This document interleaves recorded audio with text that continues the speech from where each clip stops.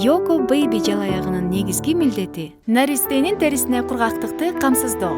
Япон технологиясы менен жасалган гипоаллергендик Yoko Baby жалаяктары теридеги нымды калтырбай баарын соруп алат. Жумшак жана дем алдырып турат. Yoko Baby өзгөчө камкордук жана ыңгайлуулук.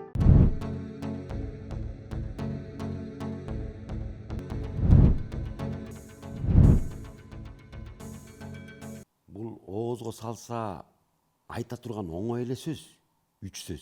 Бирок ошол 3 сөздүн аркасында ошол дос дегенди бул бийик нерсе, анан бул татыктуу боло турган нерсе, ошону бага биле турган сөз да. Дос дегенди азыр көчөдөн чыксаң көп эле баягы досум, доске, родной деген ушундай сөздөрдү сүйлөп жүрөт го. Бирок ичинде карасаң ошол айтылган сөздүн ичинде бир дагы немеси жок, бирине болгон ошол достук деген нерсени сыйлай билген сөз эле айтылып кетет дагы, анын маанисин түшүнбөйт. Азыркы убакыттачы. Эмнеге? Мен убагында тиги чоң атамдар айтып берчү, дос деген нерсе монун баары дос болбойт сага. Дос деген 1-2 эле болот. А монун баары тең сага дос эмес. Мунун баары сага тең туш, замандаш, кесиптеш, классташ деген сыяктуулар болот го. А дос деген аябай ыйык нерсе болот да. Аны бага билиш керек, аны күтө билиш керек, анан ага чыдай билиш керек. Анан ошол дос деген нерсени, мисалы үчүн мен азыр билгенден чыныгы достук бар. Ошол достук деген нерсени мен жашоодо 3 жолу көрдүм. Мен сүйүнгөн нерсе достон жаңылган эмесмин, кесиптен жаңылган эмесмин, тандагандан. А достук дегенди мындай болот го, мисалы үчүн адам керектүү маалында жанындагы кишини дос деп кабыл алат дагы, анан кереги жок болуп калганда ошону кадимкидей пайдаланып туруп кетирип коет да. Жөнөкөй эле нерсе, машинени айдап баратасың. Машина жеткен жерге жеткенден андан жөө баса турган убакта машинени таштап коюп кете бересиң. Экинчиден жана айтып жүрөт го, сокур киши таяк менен таянып туруп, биринчи көзү көргөндө өмүр бою жетелеп жүргөн таякты ыргытып коюп кетип калат деп. Бул ачуу чындык да чынелечи. Ошондой нерсе менен пайдаланып жүргөн достук деген нерсенин баардыгын тең эле аз деле жашоодо көрүп жүрөбүз. Эки жүздүүлүк менен дос болуп жүргөндөрчү. Мен ушундай экенин билгенде мындай дос болбойт болчумун. Анан мен ушундайын билип калгандан кийин ушундай дос болбой калдым дегендер нерселер көп болот го. Анан ал досту сен күттүңбү? Жаманбы? Жашыр. Жакшыбы? Ашыр. Ошол досуңа керектүү маалда жардам бере алдыңбы? Же керектүү маалда көңүл бура алдыңбы? Же керектүү маалда ошол досуңду көтөрмөлөшүп, колдошуп, жардам бере алсаң, ошондо өзүң достуң айтсаң болот да. А ошол керек маалда сен жок болуп калганда ошондой нерсенин эмне кереги бар да. Анан анысы кандай азыр ошол дос деген нерсени айтып алып туруп, бирок ошол достуктун баркын билбей жүргөндөр толтур эле азыр. Анан жөн эле көчөдөн чыкканда мага деле азыр WhatsApp'та толтур эле чалышат. Досум кандайсың? Досум деп чалып. Же ал киши менен мен таанышып, же чогуу туруп бир чогуу ыйлашып, чогуу сырдашып, чогуу сүйлөшүп, көрбөгөн кишилердин көп эле мага дос деп кайрылганын баары тең эле ошол кишиден мен өзүмдү жыйырлап жүрөм. Акырын сактана баштайм. Эмнеге? Анткени дос деген сөздүн баркын билбей туруп жүрүп айта бергенде толтур да. Дос баламдын келинчеги, дос баламдын эң кичүү улуу кызы үйлөнүп атат. Анан экөөбүз сүйлөшүп, бир 2 жумадай сүйлөштүк. Анан бияктан мындай өткөрөбүз, тиякты мындай жасайбыз, анан жылкыны союп, анан куданы мындай тосуп алабыз, анан кулаларды мындай мамиле кылабыз.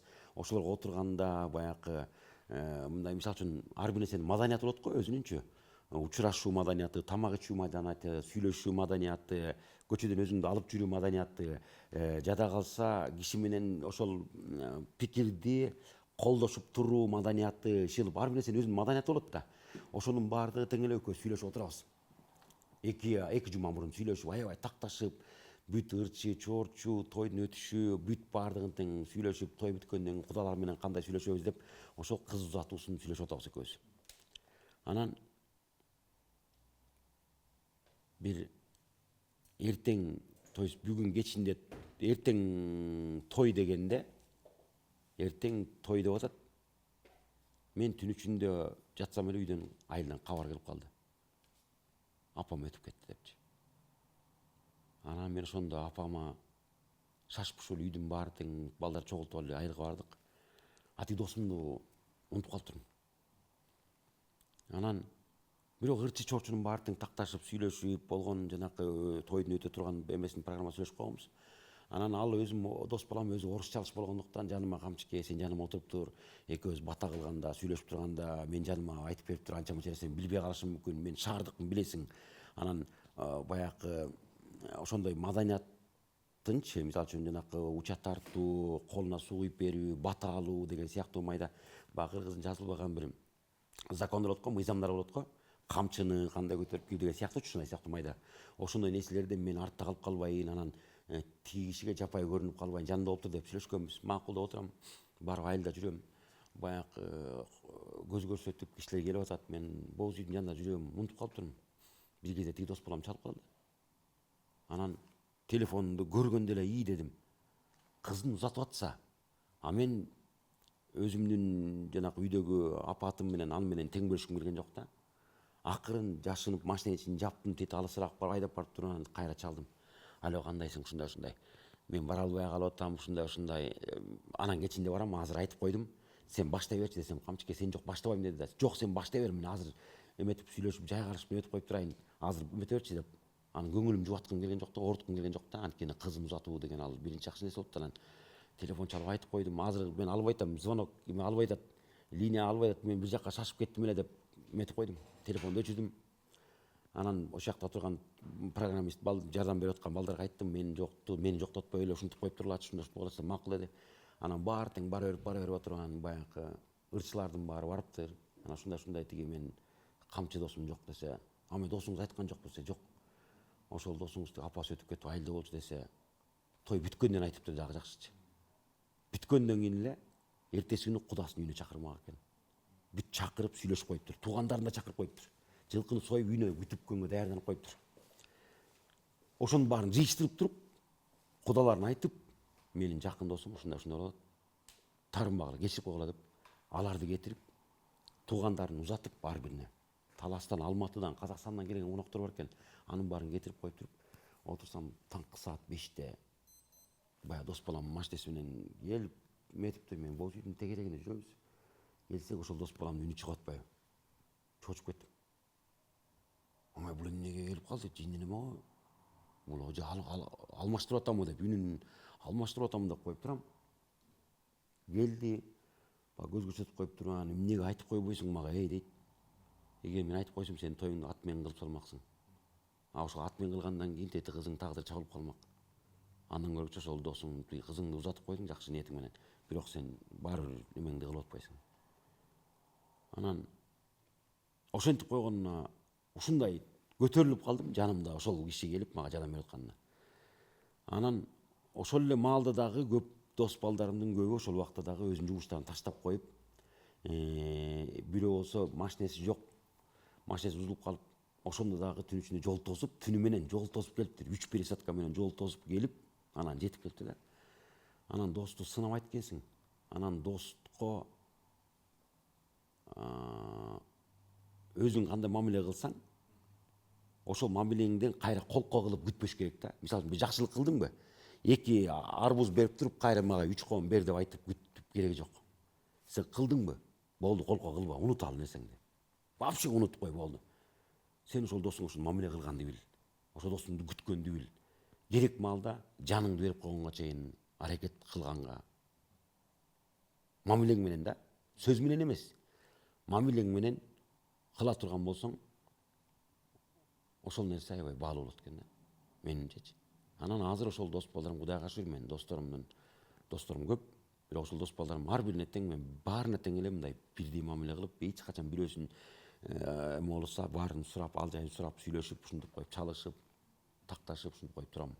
Шенесиңби, дос мененче сөзсүз деле баягы бир көлгө чогуу салып, чогуу тетиги жанакы бир тоого чыгып шашлык жасап, же бир чогуу бир ушундай бир чей жасып отура турган эмес.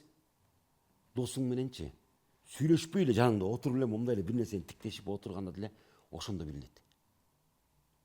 Ошондо дагы кадимкидей байланыш болуп турат. Сүйлөшпөйсүң, бирок бири-бириң менен ушундай баарлашып турасың да. Анткени досуңдун жанында турган эле ошол эле бир топ эле дем берип коет. Алыста туруп кандайсың? Эмне кылып атасың?